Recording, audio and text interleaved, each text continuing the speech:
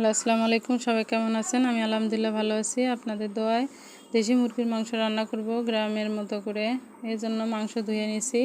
এরপরে দিলাম তেজপাতা, গরম মশলা, পেঁয়াজ বাটে দিচ্ছি, আদা বাটা, রসুন বাটা, হলুদ গুঁড়ো, জিরা গুঁড়ো, ধনিয়া গুঁড়ো, পরিমাণ মতো লবণ, তেল দিয়ে সুন্দর করে মাখায়া, মরিচের গুঁড়ো। আমার শ্বশুরবাড়িতে একটু ঝাল লবণ বেশি খায়, এই জন্য একটু বেশি করে ঝাল লবণ দিয়ে সুন্দর করে মাখায় নিয়ে বসাই দেব। বসাই দিয়ে নাড়াচাড়া করে পানি দিয়ে বসাই দিয়ে দেখব মাঝে মাঝে যে সিদ্ধ হয়েছে কি না। নাড়াচাড়া করে দেখব, সিদ্ধ হলে মাংসটা বাগার দিয়ে দেবো। এই জন্য বাগার দেওয়ার জন্য পেঁয়াজ কুচি করে রাখছিলাম। পেঁয়াজটা তেলে দিয়ে একটু বেরেস্তা ভাজি উঠায় রাখি। মাংসটা কষাবো। কষাই নেওয়ার পর মাংসটা কিছুক্ষণ কষায় লবণ দেখব, যদি লবণ হয়ে যায় তাহলে দেওয়া লাগবে না লবণ। ফাইনালি আমার মাংস রান্না শেষ।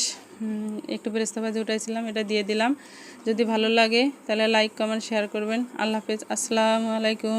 ভালো থাকবেন সবাই।